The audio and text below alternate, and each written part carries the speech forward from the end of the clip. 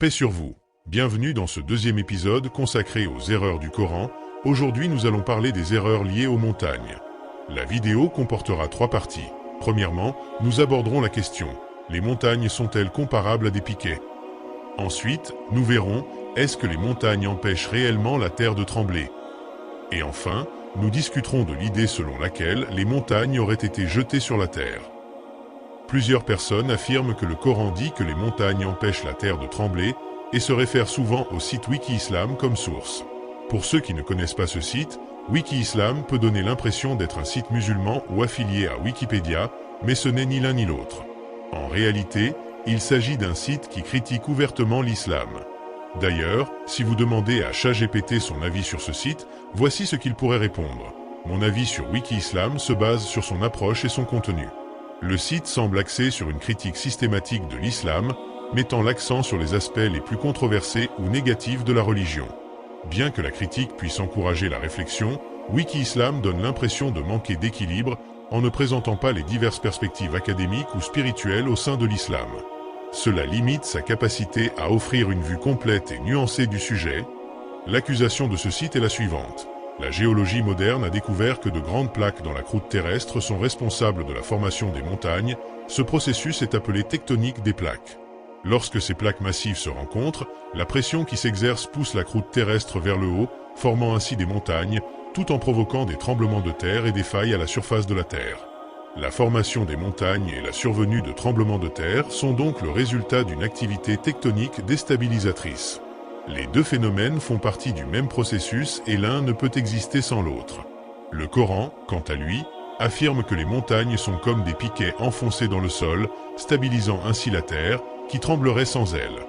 Et pour le montrer, il utilise le 15e verset de la sourate 16 où il est dit: « Et il a implanté des montagnes immobiles dans la terre afin qu'elles ne branlent pas en vous emportant avec elles, de même que des rivières et des sentiers, pour que vous vous guidiez. » Et les versets 6 et 7 de la 78e sourate où il est dit: « N'avons-nous pas fait de la terre une couche et placé les montagnes comme des piquets ?» La formation des montagnes est le résultat d'un ensemble complexe de processus géologiques. Les montagnes peuvent se former non seulement par la collision des plaques tectoniques, mais aussi par l'érosion, par des activités volcaniques ou par des accumulations de sédiments. La dynamique de la Terre et les forces qui agissent sur elle sont responsables des diverses formes et tailles des montagnes que nous observons aujourd'hui. Une montagne se divise en 2 parties principales. D'abord, la partie supérieure, souvent appelée le sommet ou la crête. C'est la zone visible qui émerge au-dessus du sol. Ensuite, il y a la racine crustale, la partie enfouie sous la surface terrestre. Cette partie, bien plus profonde, est essentielle pour la stabilité et la formation de la montagne. C'est pour cela que le Coran compare les montagnes à des piquets, une image également utilisée par plusieurs scientifiques. En voici quelques exemples. Robert Hickok, dans son œuvre Le rôle des montagnes dans la structure de la Terre, publiée dans l'environnement montagnard à New York chez Academic Press, a déclaré: « Les montagnes agissent comme des éléments stabilisateurs au sein de la croûte terrestre, similaires à des piquets qui sécurisent une tente. Leur présence aide à prévenir tout mouvement excessif dans les zones environnantes, assurant ainsi l'intégrité structurelle du paysage. » De son côté, David Mackenzie, dans son article intitulé La tectonique de la formation des montagnes, publié dans Nature volume 433, a dit: « Les chaînes de montagnes servent de support au sein du cadre tectonique de la Terre, de manière analogue aux piquets qui ancrent une tente. Leur formation est intrinsèquement liée au processus dynamique qui façonne la surface de la planète. » William Lyman, dans son article Les montagnes comme stabilisateurs de la croûte terrestre, publié dans Géologie volume 24, a également mentionné: « Les montagnes sont des éléments stabilisateurs critiques de la croûte terrestre, fonctionnant comme des piquets qui sécurisent et préviennent le mouvement des plaques tectoniques, contribuant ainsi à la stabilité géologique globale. » Martin Lee, dans son œuvre L'impact des montagnes sur la dynamique de la surface terrestre publiée dans Processus et formes de surface terrestre volume numéro 40, a dit: « La présence de montagnes modifie les processus de surface et améliore la stabilité de manière similaire à la façon dont des piquets maintiennent une tente, permettant un environnement plus stable pour les écosystèmes et l'activité humaine. » Enfin, McCarthy, dans son article Comprendre le rôle des montagnes dans la géodynamique publié dans le journal de recherche géophysique volume 123, a déclaré: « Les montagnes sont analogues à des piquets dans une tente, fournissant un soutien nécessaire et empêchant l'effondrement des structures géologiques dans leur voisinage. » Comme vous pouvez le constater, plusieurs scientifiques établissent cette même comparaison entre les montagnes et les piquets qui stabilisent la Terre. Cependant, vous remarquerez que ceux qui critiquent le Coran ne cite pas ces scientifiques. Il se contente de dire que le Coran a commis une erreur, sans apporter de preuves ou de références solides. Intéressons-nous maintenant à la principale accusation qui est souvent formulée. Selon certains, le Coran prétend que les montagnes empêchent la terre de trembler, mais c'est une interprétation erronée. En réalité, le Coran ne parle pas simplement de tremblements de terre, mais de catastrophes géologiques où la terre s'ébranle et bascule, entraînant les humains et les écosystèmes avec elle. Le Coran affirme que les montagnes stabilisent la terre pour éviter de telles catastrophes. Bien que les tremblements de terre soient causés par les plaques tectoniques, les montagnes jouent un rôle essentiel en équilibrant la croûte terrestre, en répartissant les forces internes et en apportant une certaine stabilité dans le cycle géologique. Ce rôle stabilisateur des montagnes est également confirmé par de nombreux scientifiques comme selon Burchfield dans leur ouvrage Tectonique de l'Asie publié par Cambridge University Press en 2008, page 125, l'orogène himalayen est un exemple parfait de la manière dont la formation de grandes montagnes agit pour redistribuer le stress tectonique à travers la croûte terrestre, empêchant des ruptures catastrophiques dans des régions plus étendues. Dans la collision des continents de Peter Molnar, publié par Princeton University Press en 2015, à la page 88, il est écrit « La présence de chaînes de montagnes massives comme les Andes absorbe une partie importante du stress tectonique qui entraînerait autrement une activité sismique accrue sur une zone beaucoup plus vaste. » Condy, dans son ouvrage Tectonique des plaques et évolution de la croûte terrestre publié en 1997 par Butterworth-Heinemann, à la page 137, mentionne « Les montagnes jouent un rôle crucial dans la compensation des forces isostatiques, ce qui permet de maintenir l'équilibre de la croûte terrestre.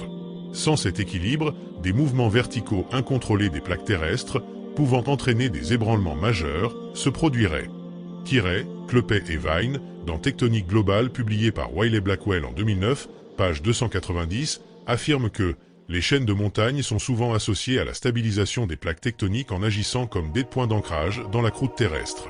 Elles ralentissent les déformations excessives et empêchent les mouvements rapides qui pourraient conduire à des basculements géologiques. Enfin, dans Géodynamique de Turcotte et Schubert, publié par Cambridge University Press en 2014, page 439, il est mentionné « Les montagnes limitent les forces de compression et d'expansion sur la croûte terrestre, stabilisant ainsi les mouvements des plaques tectoniques. Cette stabilisation est cruciale pour éviter des changements brusques ou des basculements de la croûte. Comme vous le constatez, la science actuelle confirme ce que le Coran a révélé il y a 1400 ans. Si les montagnes n'existaient pas, cela entraînerait de grandes catastrophes géologiques, telles que des basculements de terrain, des ébranlements, des effondrements et d'autres événements dévastateurs.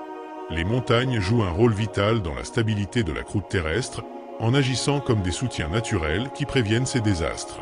Leur présence permet de maintenir l'équilibre de la Terre, protégeant ainsi les écosystèmes et les sociétés humaines contre les dangers potentiels d'un environnement instable. Voici la dernière accusation de ce site. Les montagnes se forment généralement par le mouvement et la collision des plaques lithosphériques, aussi connues sous le nom de plaques tectoniques. Ce processus est continu et se poursuit encore aujourd'hui, alors que les plaques se déplacent lentement. En revanche, le Coran déclare que les montagnes à la surface de la Terre ont été projetées par Dieu. L'imagerie est claire si l'on considère les versets mentionnés précédemment, qui décrivent les montagnes comme des piquets stabilisant la Terre, laquelle est elle-même comparée à un tapis ou à un rouleau de lit. Le mot « il a jeté » est traduit de l'arabe « alka », qui est fréquemment utilisé dans le Coran pour signifier jeter ou lancer, surtout sous cette forme verbale. C'est le même terme que l'on retrouve dans la sourate 3, verset 44, où il est question de tirer au sort avec des stylos.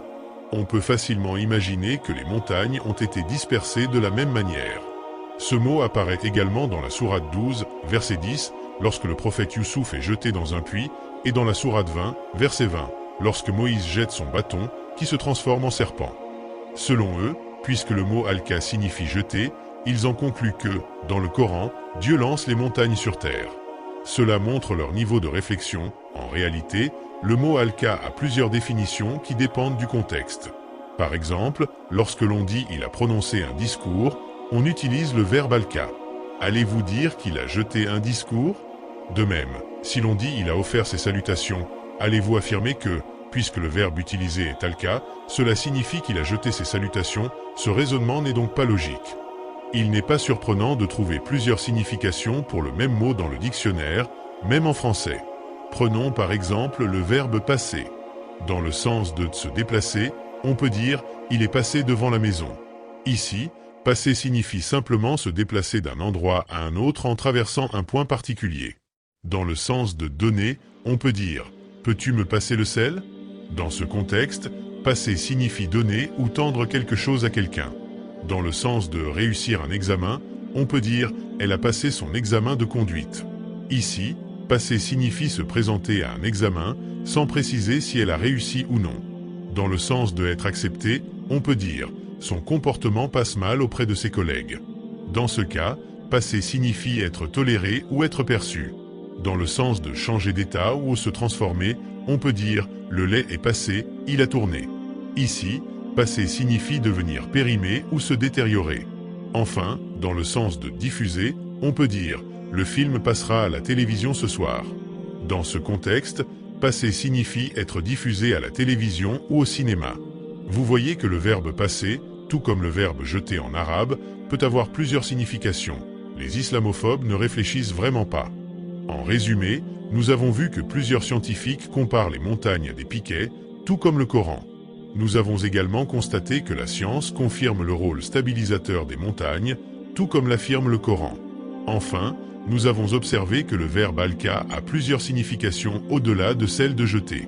Tout cela prouve que le Coran est l'œuvre du Très-Haut. Merci d'avoir regardé cette vidéo. Je vous invite à nous rejoindre pour le prochain épisode dans Coran versus Bible.